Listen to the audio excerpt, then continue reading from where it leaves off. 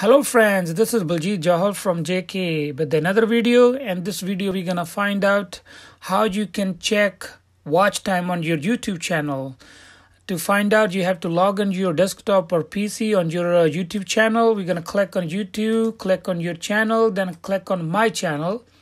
Then you click on Creator Studio.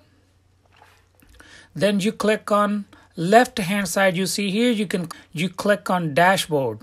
Here is a dashboard. Then you see that's your watch time, but actually that's watch time is for last 28 days or whatever the way you want to see. Just click on the watch time.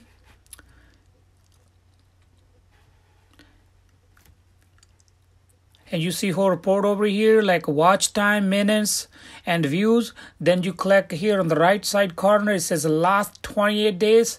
You click on it. You can go whatever the way you want to see. I want to see for this whole year. I'm going to click on this year.